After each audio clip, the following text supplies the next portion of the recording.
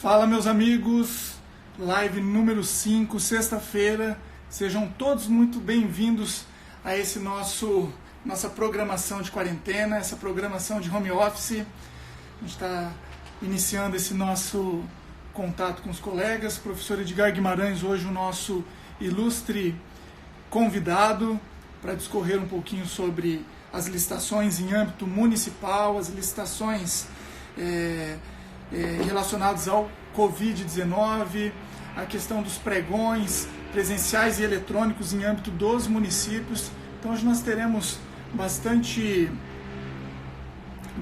tema para... O professor Edgar está conectando aqui já, para nós iniciarmos essa nossa live. Um minutinho só.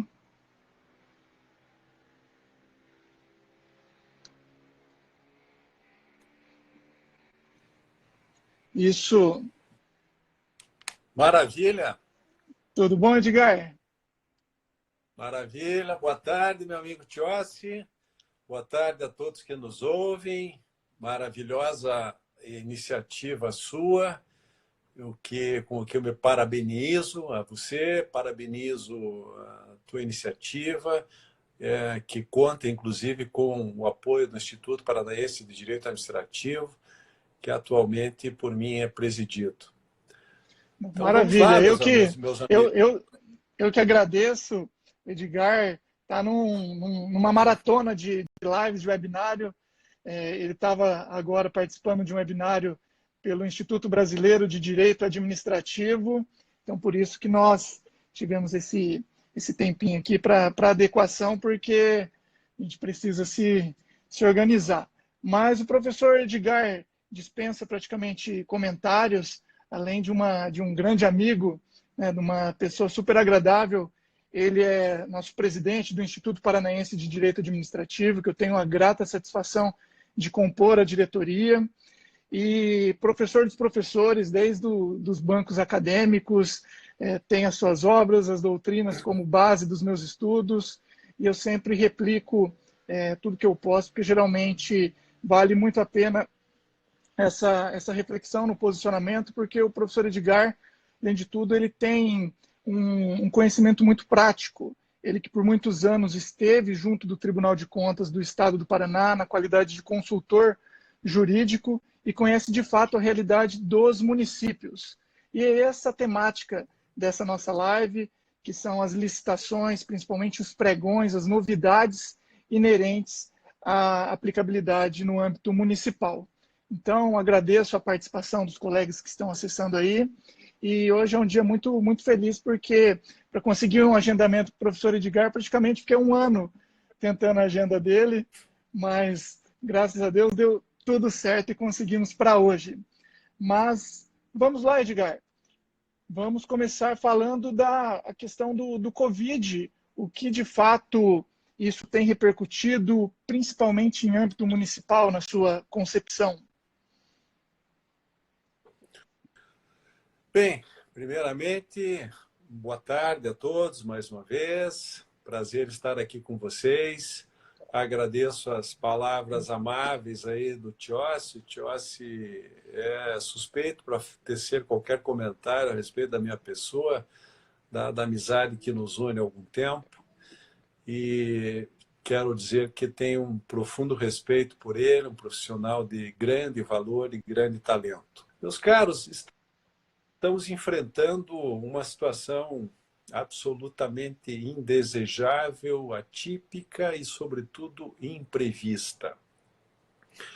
Esta situação de pandemia que estamos vivendo hoje, ela fez com que autoridades públicas de diversas esferas de governo fossem obrigadas, de certa forma, a editarem atos muitas vezes um tanto quanto rigorosos, restringindo circulação de pessoas, restringindo o funcionamento de estabelecimentos comerciais, indústrias, shoppings, etc.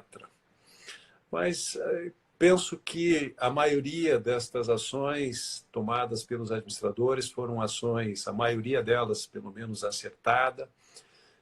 Desejamos que esse período de reclusão, de quarentena, a que estamos sendo submetidos, e também a própria economia sendo submetida, que ele passe rapidamente e que nós possamos retomar a nossa rotina normal de trabalho e rotina social também.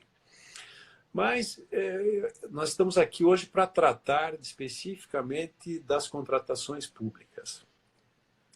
Em primeiro lugar, é preciso nós ressaltarmos a todos vocês que em fevereiro deste ano foi publicada a Lei 13.979 e que posteriormente, recentemente, foi alterada em alguns pontos pela medida provisória número 926. Esta lei ela traz uma série de questões diretamente ligadas a esta pandemia que estamos enfrentando, mas ela traz implicações muito próprias, específicas no regime jurídico das contratações públicas. Em primeiro lugar, com relação agora, que é o assunto que vamos tratar das contratações públicas, é preciso, em primeiro lugar, nós enfatizarmos a todos os ouvintes e fixarmos a seguinte premissa. A Lei 8.666, ela não foi revogada. A Lei 10.520 do Pregão, ela não foi revogada. O Decreto 10.024, editado em setembro, outubro do ano passado, também não foi revogado. O que a Lei 13.979 fez foi, na verdade, criar um regime jurídico próprio para atendimento desta situação de pandemia. E este regime jurídico próprio, nós podemos destacar o pregão que eu tenho denominado de um pregão especial. Especial por quê? Porque ele foi criado especialmente para atender a aquisição de bens ou contratação de serviços que estejam direta ou indiretamente ligados a esta situação de pandemia. Então, esta é uma primeira premissa que eu gostaria de deixar aqui fixada a todos vocês. Então, hoje nós temos 666, nós temos a Lei 10.520, nós temos o Decreto 10.024, que devem ser aplicados, esses diplomas legais devem ser aplicados e continuar a ser aplicados todas as contratações usuais, rotineiras da administração pública. Agora, no que toca à aquisição de bens ou contratação de serviços para o atendimento desta situação de pandemia, nós podemos e devemos, muitas vezes, adotar o pregão especial ou até mesmo a dispensa de licitação prevista nesta nova Lei 13.979. Então, vejam, por que eu denomino de pregão especial? Porque aquele pregão lá da 10.520 continua valendo, aquele pregão eletrônico do decreto também continua valendo. Pregão especial porque nós temos algumas regras especiais para este pregão. Quais seriam estas regras? É preciso nós destacarmos que, a meu juízo, e isto também já foi observado pelo professor Marçal Justem Filho num artigo muito interessante que escreveu há pouco tempo, é preciso constatarmos e concluirmos que este regime jurídico de contratação criado pela nova lei é um verdadeiro atestado de que a 8666 já é uma legislação absolutamente vetusta, ultrapassada, que não atinge a eficiência desejada nas contratações públicas. Esta nova Lei 13.979 criou, portanto, esse pregão especial e deu a este pregão especial, por exemplo, um rito diferenciado. Ele deu esse pregão alguns formalismos que não estão previstos na legislação ordinária. Diminuiu excessos de formalismos a serem empregados no pregão especial. Como, por exemplo, na fase preparatória desse pregão especial, hoje, pela nova Lei 13.979, não há que se falar, por exemplo, daqueles estudos preliminares que somos obrigados a elaborar na fase interna do pregão, de acordo com o decreto 10.024. Esta é uma inovação, isto é dar celeridade a este pregão especial. Outra também novidade que atinge a fase preparatória deste pregão especial. Nós temos a possibilidade de elaborar um termo de referência simplificado. A nova lei fala em termo de referência simplificado para o pregão especial e fala em projeto básico simplificado quando se tratar de outro tipo de contratação que não seja objeto comum.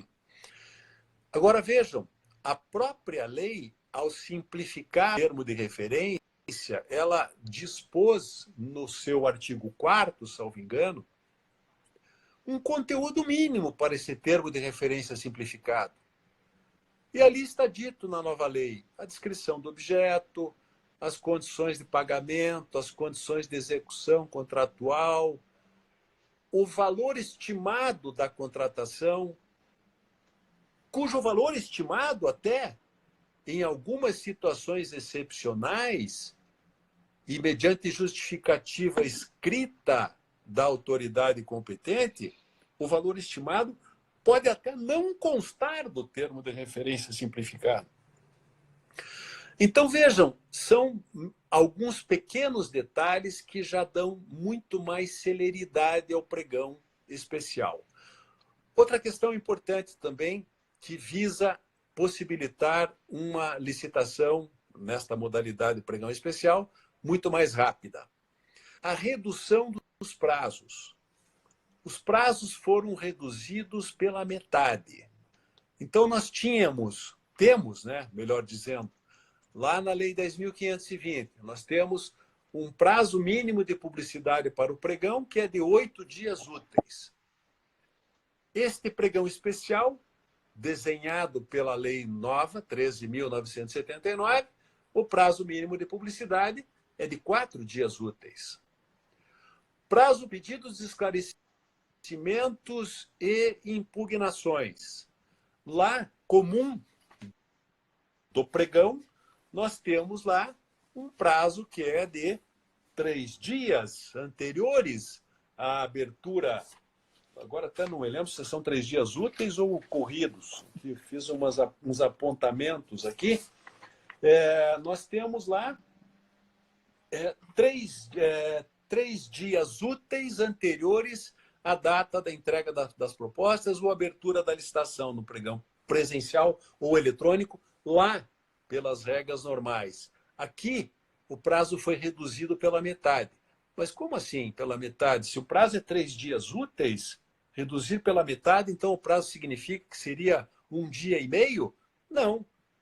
A nova lei diz que se este prazo original é em número ímpar, a metade é considerada no seu número antecedente à metade. Portanto, nós teríamos a metade de 3 dias úteis, 1 dia útil e meio. Então, antecedendo para 1 dia apenas útil para esclarecimentos e impugnações ao edital do pregão especial. Prazo de recurso, a mesma sistemática. Lá pelo regime geral, nós temos prazo de recurso no pregão de 3 dias corridos. Aqui, pela nova lei, o prazo de recurso ficou reduzido em 1 dia. E prazo para contrarrazões, também 1 dia. E detalhe importante, que deu bastante também celeridade ao processamento do pregão especial, diz respeito à retirada do efeito suspensivo dos recursos neste pregão. Então, hoje, meus caros, o pregão especial o recurso especial não tem mais efeito suspensivo, só tem o efeito devolutivo. Fica que, na prática, se houver um recurso contra ato do pregoeiro ou contra ato de qualquer autoridade no curso de um pregão especial, esse recurso ele vai ser processado, deve ser julgado da mesma forma como os recursos normais, porém, eu não preciso esperar o julgamento desses recursos para efetivar a minha contratação. Então, é algo que também deu bastante celeridade ao pregão. Com relação ainda, voltando um pouquinho, ainda à fase preparatória do pregão especial, nós poderemos, no pregão especial, se houver restrição de fornecedores no meu mercado, no nosso mercado, se houver restrição de fornecedores, nós poderemos dispensar documentos de habilitação. A lei do pregão, lá no artigo 4º, elenca quais são os documentos de habilitação que nós devemos exigir quando instauramos um pregão. Aqui, no pregão especial, se a autoridade competente justificar que há restrição de fornecedores no mercado, a dispensa de licitação, de documentos de habilitação poderá ocorrer, exceto a dispensa da Seguridade Social e a prova de que o particular a ser contratado não contrata menores, exceto na condição de aprendizes, que é aquela disposição que todos nós conhecemos, que está na Constituição Federal. Perdão, tocou meu telefone aqui. Artigo 7º da nossa Constituição e artigo 195, parágrafo 3º. Seguridade Social, 195, parágrafo 3º, e a proibição de contratação de menores, exceto na condição de aprendiz, artigo 7º, inciso, acho que é 33 ou 34. Muito bem. Então, meus amigos, a grosso modo, estas são aqui as novidades que nós temos para destacar para vocês com relação ao pregão especial. Agora, é preciso nós também termos em mente algumas questões de fundamental importância. A primeira delas, a Lei 13.979, ela não deu uma carta branca para o gestor público contratar bens e serviços ao seu bel prazer sem licitação.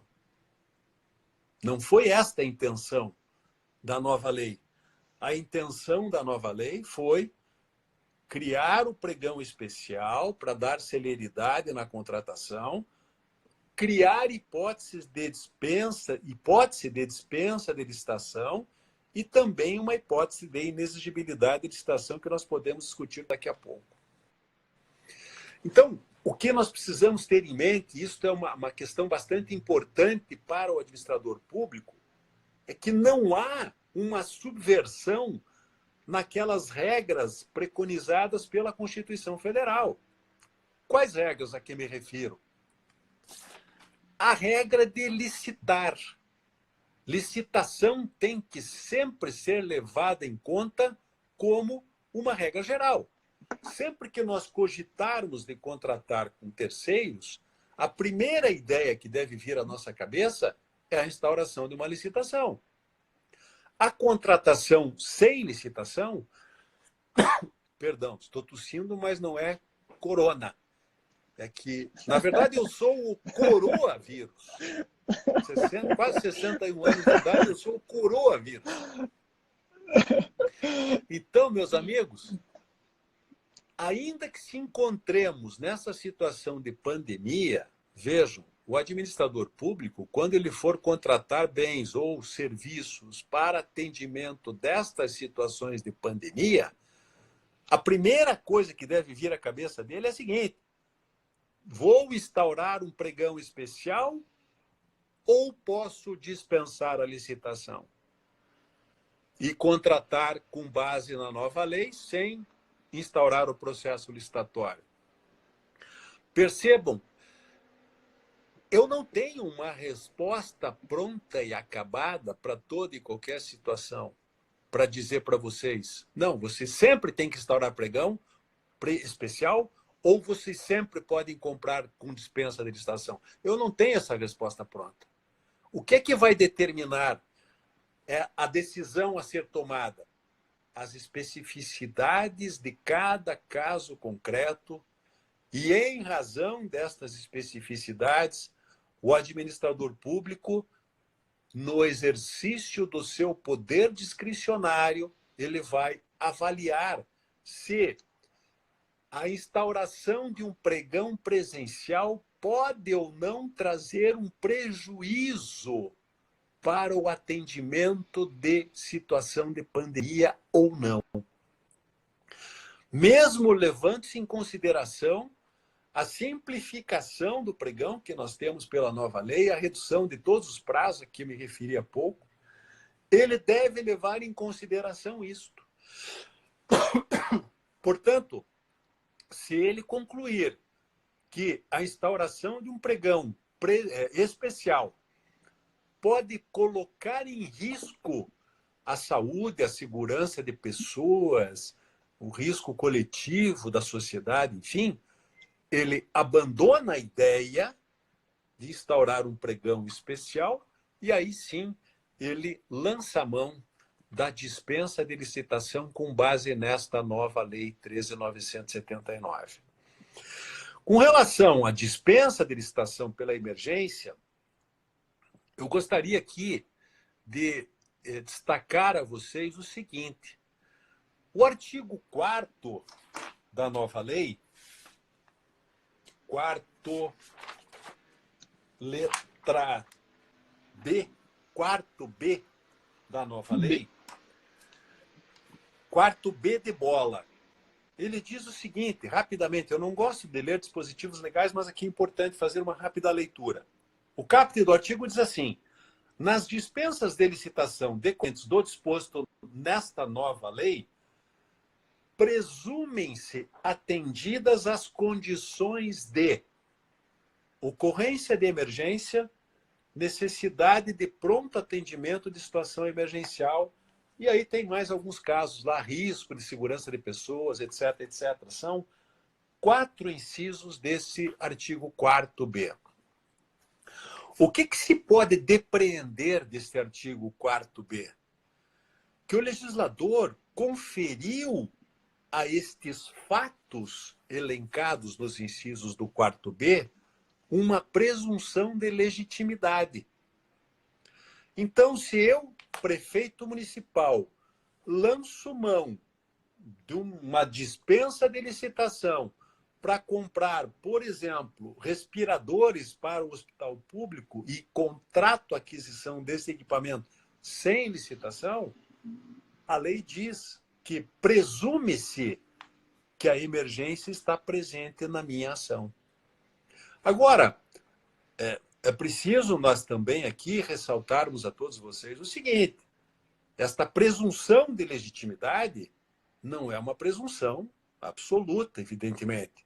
É uma presunção relativa, ou seja, ela admite prova em contrário. E, portanto, ao admitir prova em contrário, os órgãos de controle poderão até discordar desta presunção de legitimidade e, havendo, sobretudo, desvios de poder e desvios de finalidade, os órgãos de controle vão agir com muito rigor e punir os administradores que se valerem desse dispositivo para afastar licitações indevidamente. Na minha experiência de Tribunal de Contas do Estado do Paraná, que foi muitíssimo rica, valiosa, eu poderia aqui elencar algumas situações tragicômicas pelas quais nós vivenciamos e nos deparamos no exercício da nossa função no Tribunal de Contas do Estado do Paraná, mas nesse contexto que estou a comentar com vocês, eu gostaria apenas de mencionar um caso específico.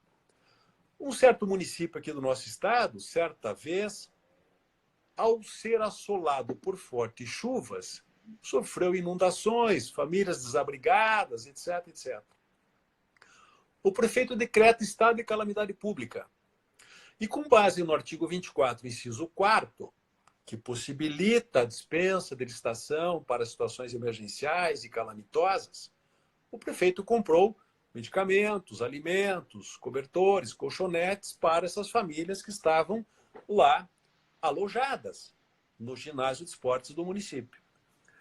Mas, sob o manto da calamidade pública, o prefeito resolve comprar computadores para a prefeitura sem licitação, trocar seu carro de representação, ou seja, fugiu absolutamente do escopo, do fundamento legal para afastar a licitação. Então, nesse ponto, eu chamo a atenção dos colegas. Esta presunção de legitimidade a que me refiro, que está presente no artigo 4º-B, é uma presunção de legitimidade relativa. Portanto, ela pode ser contestada pelos órgãos de controle quando verificado o desvio de finalidade, quando verificado o abuso de poder. Ainda com relação às dispensas de licitação, algumas dúvidas podem surgir, como, por exemplo, o artigo 26 da 8666, eu disse há poucos instantes, que é 8.666, não foi revogado. O artigo 26 da 8.666, ele estabelece alguns procedimentos administrativos e determina que se instaure um processo administrativo de dispensa ou de inexigibilidade de licitação. Meus amigos, esta deve ser a regra. A regra geral deve ser esta.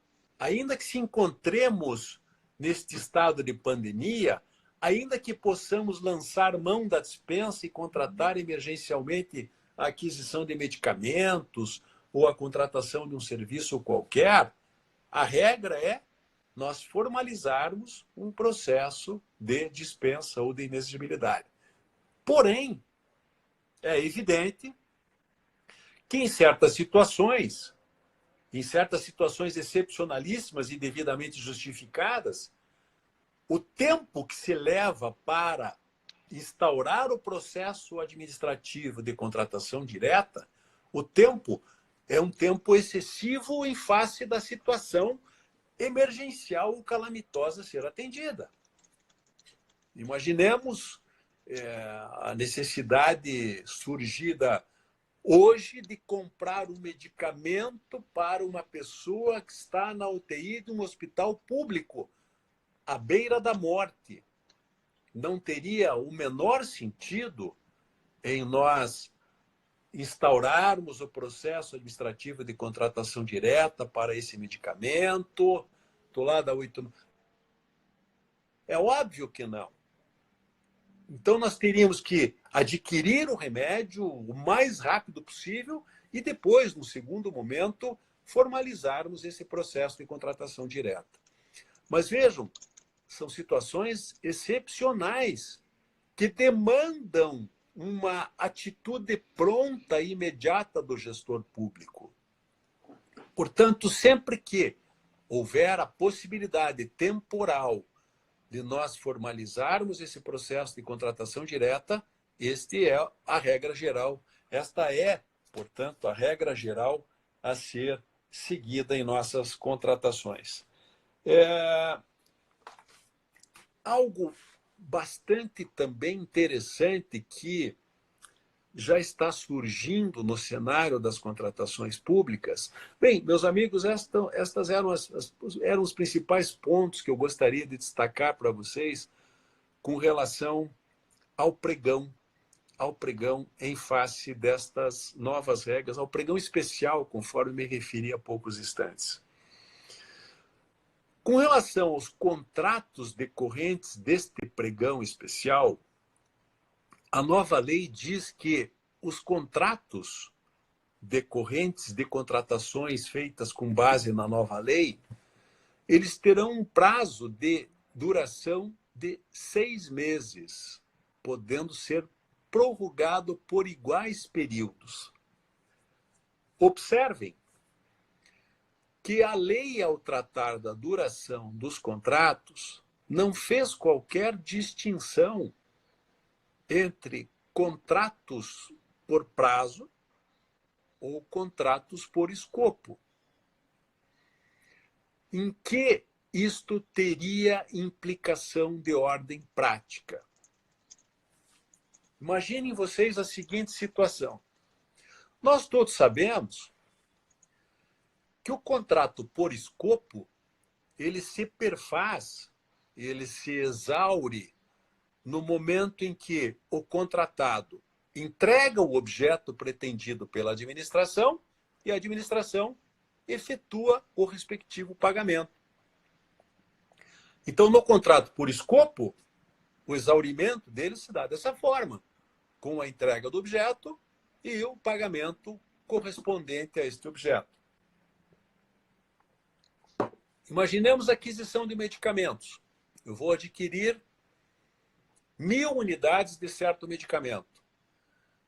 No momento em que o fornecedor entrega e nós efetuamos o pagamento, esse contrato está extinto, está exaurido.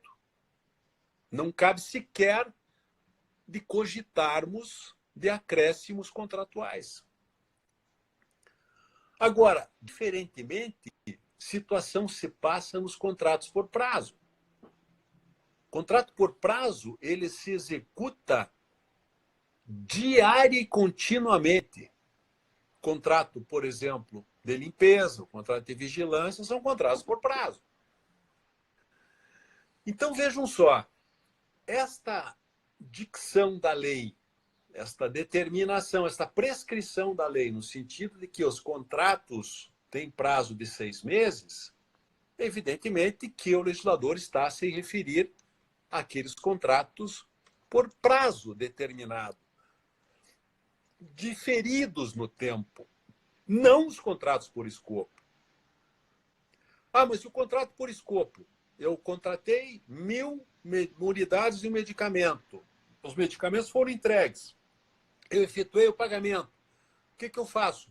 Aquele contrato está exaurido, mas você pode contratar mais 1.000, com o pregão especial ou com dispensa de licitação com base na nova lei. Aí, o caso concreto é que vai determinar se licito pelo pregão especial ou dispenso pela nova lei. Então, isso é importante também nós termos em mente. E outra questão que é reflexo desta crise de pandemia que estamos vivendo e que já está atingindo inúmeros contratos administrativos em execução, é a equação econômico-financeira desses contratos. Isso é uma questão bastante delicada e que é algo para os administradores já irem. Vejam, não é o momento agora, imediato, de fazermos qualquer revisão ou reequilíbrio dos contratos que estejam em execução.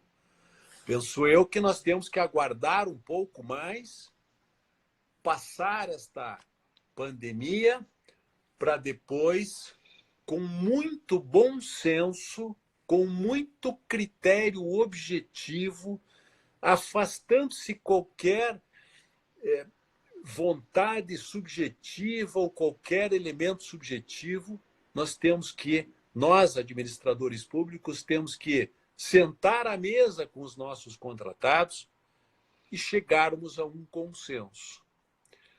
Não há uma regra também específica que possa ser aplicada a todo e qualquer contrato. Por quê?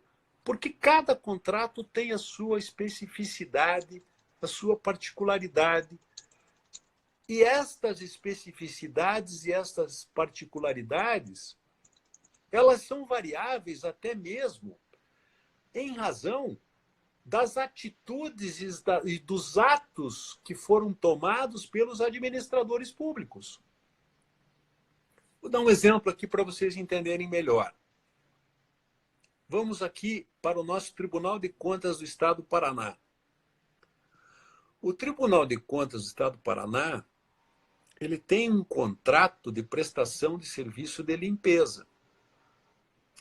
O nosso presidente, conselheiro Nestor Batista, numa atitude absolutamente sensata e acertada, ele determinou o fechamento das portas do tribunal, salvo engano, a partir do dia 23 de março agora, dessa semana.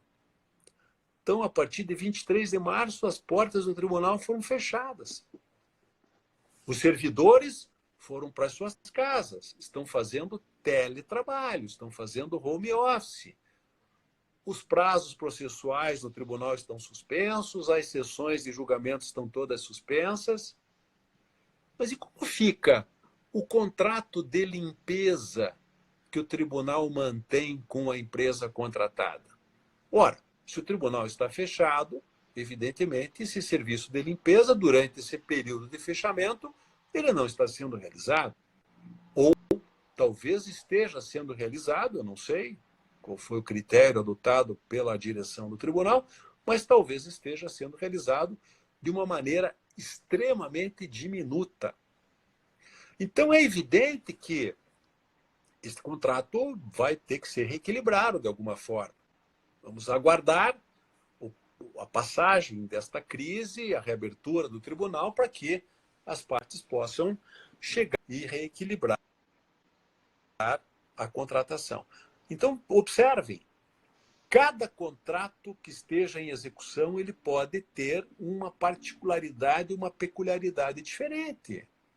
Os contratos de concessão de rodovias, nós temos a cobrança de pedágios, os contratos de concessão de serviço de transporte urbano, com esta questão da quarentena, do isolamento social, é evidente que o número de passageiros nas linhas de transporte urbano coletivo diminuiu significativamente. É evidente que o número de pessoas que transitam pelas rodovias e pagam regularmente o pedágio, esse número aumente. Isto precisa ser ajustado em cada um desses contratos.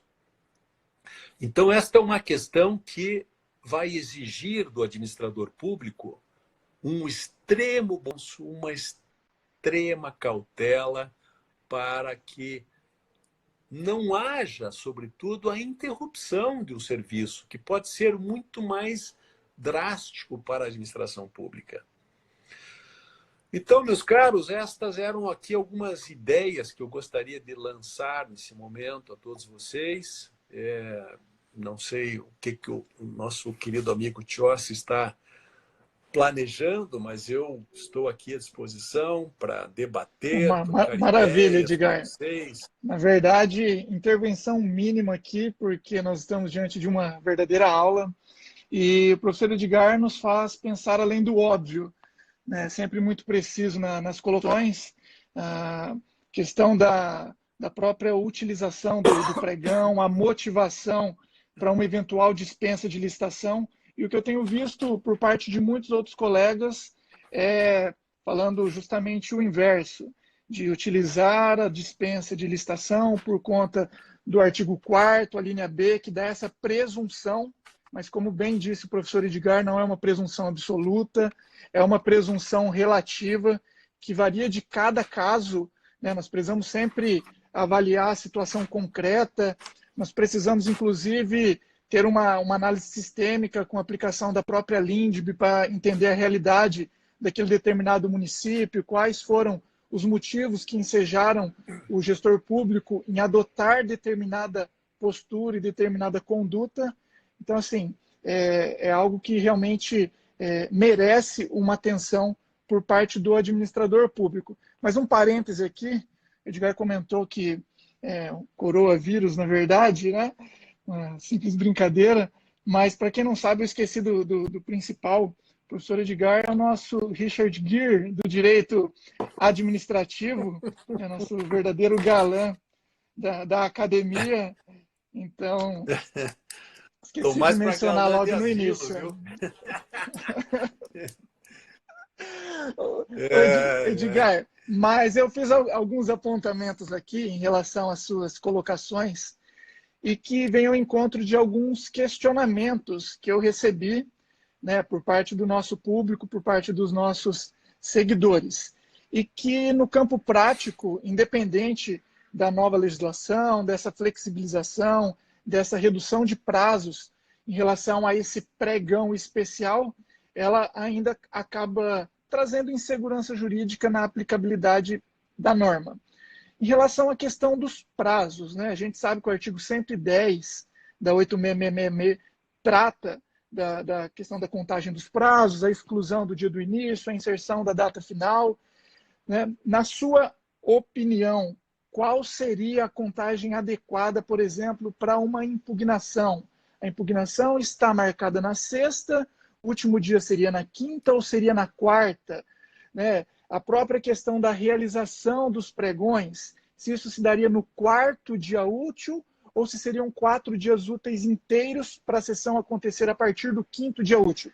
E eu pergunto isso porque eu tenho encontrado muita divergência nos próprios órgãos de controle, tribunais de contas, são posições conflitantes que determinados tribunais defendem, por exemplo, um pregão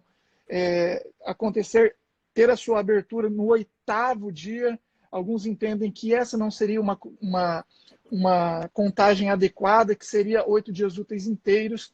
Então, assim, partindo para uma questão prática, na sua opinião, na sua interpretação, como se daria essa contagem? Bem, a pergunta é bastante interessante, meu caro amigo Tiossi, tem realmente gerado algumas controvérsias no plano prático.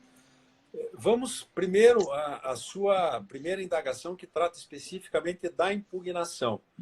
Pela Lei 13.979, o prazo para impugnar edital do pregão especial é de 1 dia, correto? 1 dia. Perfeito. 1 dia contado a partir de quando? Contado da data limite para apresentação das propostas. Então, suponhamos que hoje estamos aqui numa sexta-feira. Suponhamos que eu tenha fixado no meu pregão no meu pregão especial, a data limite para apresentação de propostas agora na segunda-feira. Segunda-feira, a data limite para apresentação de propostas. Independente do horário, o prazo é segunda. Até quando eu posso impugnar este edital deste pregão especial? Pela nova lei, 1 dia corrido, não é? Aliás, 1 dia útil. Perdão, 1 dia útil. 1 dia Eu tenho útil. para impugnar. 1 dia útil que Isso. antecede a data da entrega das propostas, que é segunda-feira agora. Muito bem. Pelo 110 da 8666, pela regra de contagem de prazo do 110 da Lei 8.666, eu excluo o dia do início, então eu excluo a segunda-feira, incluo o dia final e o prazo só inicia e só vence em dia na repartição pública. Tá? Ok? Até aí ninguém tem dúvida, né? Uma feira. Vou contar de trás para frente. Eu não vou contar o domingo, porque não é dia útil. Não conto o sábado, também não é dia útil. E incluo a sexta-feira, dia útil, no meu município. Então, eu teria, na verdade, até sexta-feira, às 18 horas, até o expediente de sexta-feira, para impugnar este edital. Eu tenho visto que em algumas entidades públicas este meu raciocínio é diferente. Teriam, em algumas entidades públicas, raciocinar da seguinte forma: o prazo para impugnar esse edital venceria na quinta-feira, às 18 horas. Me desculpe, eu não faço essa interpretação porque eu interpretando que seria na quinta, eu estaria indo um direito do particular de contestar o edital que eu publiquei. E, portanto, eu teria muito mais segurança em dizer a vocês e teria muito mais... Digo a vocês que vocês teriam muito mais tranquilidade de não sofrer qualquer questionamento se vocês adotarem o meu raciocínio que o prazo é sexta-feira. Ok? Com relação à sua pergunta no que toca prazo de publicidade, e tenho sustentado o mesmo raciocínio. Eu penso que o prazo de publicidade ele se destina a quem e para quê. O prazo mínimo de publicidade de qualquer licitação. A quem e a que ele se destina.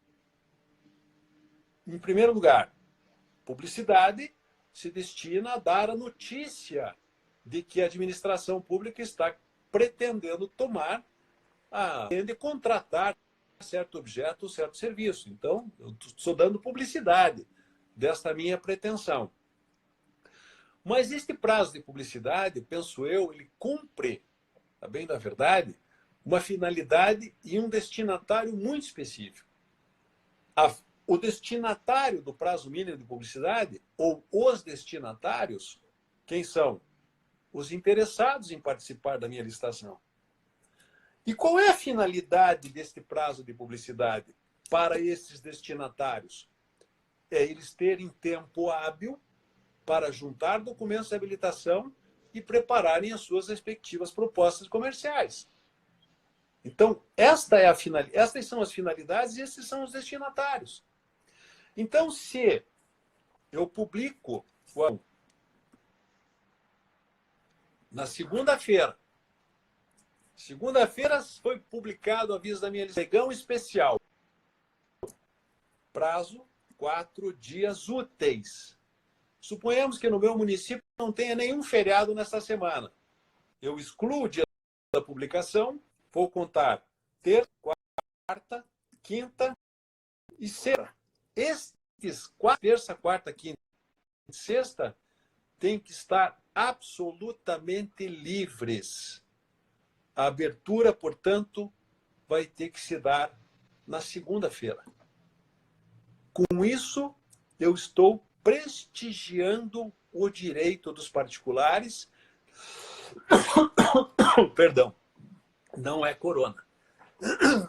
Prestigiando o direito dos particulares de terem tempo hábil de prepararem os seus documentos de habilitação e também as suas propostas comerciais. Não corro nenhum risco de questionamento se eu adotar esta prática. Nenhum.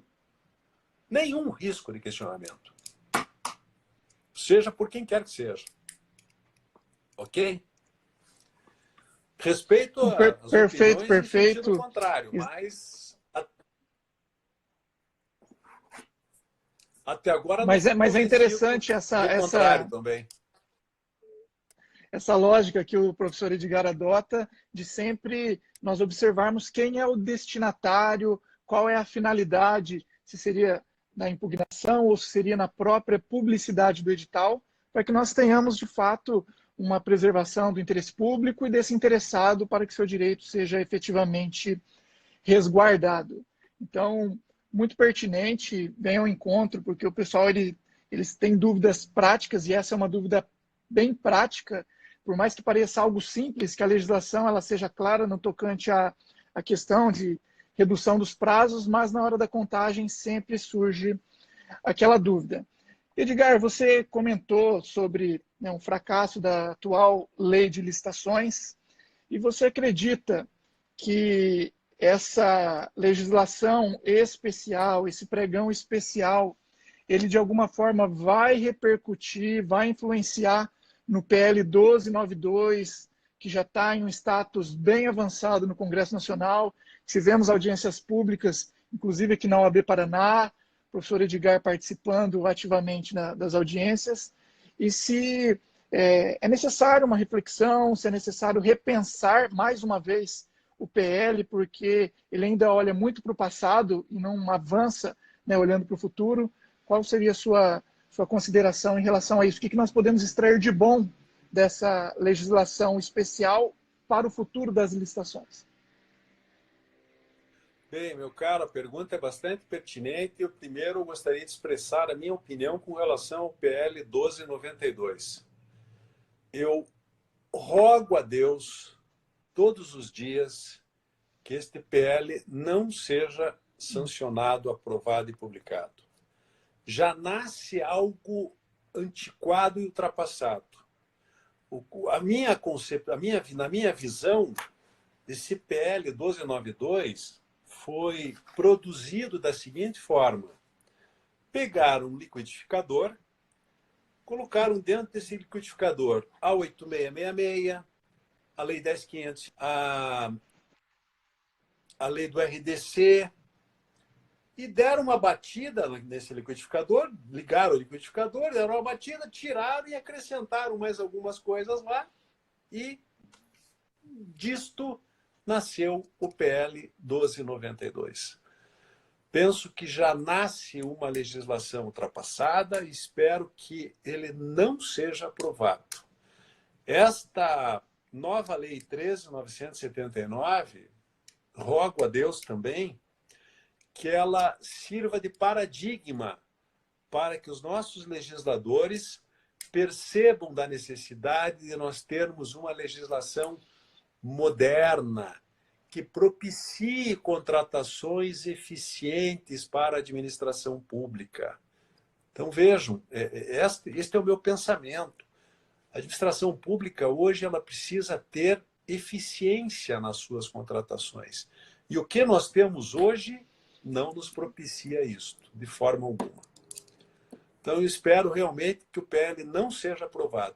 E acredito, meus amigos, que, vejam só, este cenário de pandemia que vai absorver a pandemia, espero que acabe logo, mas, enfim, os reflexos desta pandemia vão perdurar aí por algum tempo ainda esse ano, infelizmente.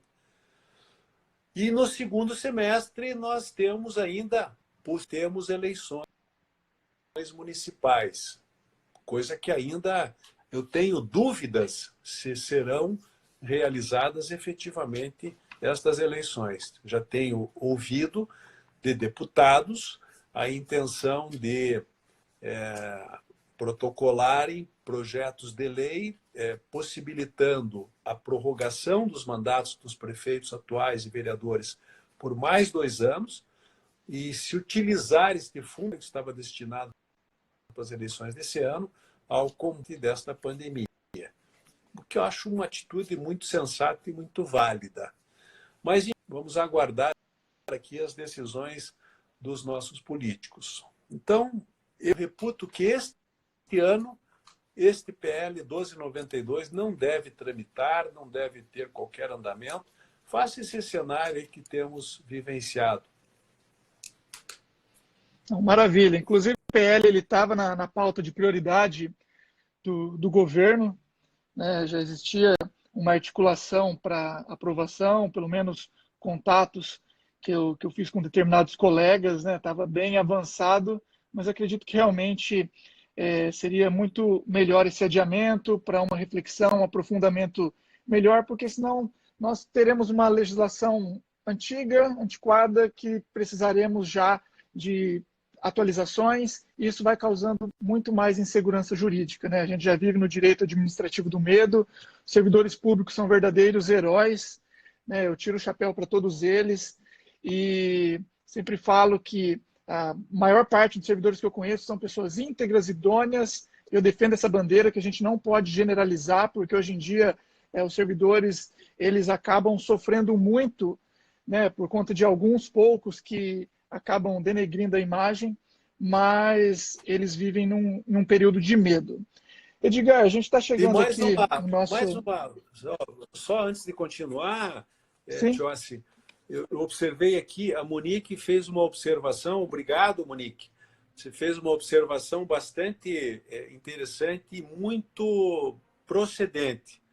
Ela diz que as eleições, ela também, pelo que eu entendi ali, ela defende que as eleições municipais sejam suspensas esse ano, até porque nós estamos observando que esta pandemia está servindo de palco político.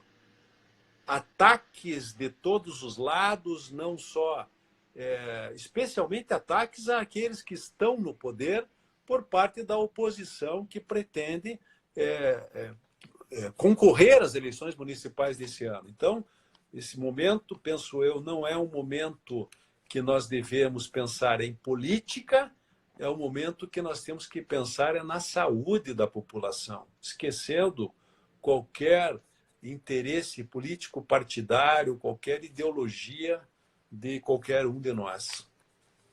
Obrigado, Perfeito, Monique, perfeito. pela sua observação.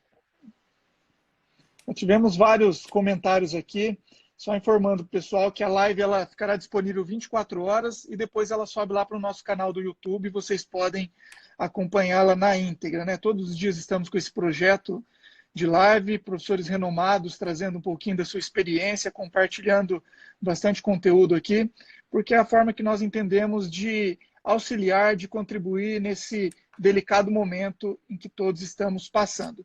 Edgar, eu finalizo a minha parte aqui.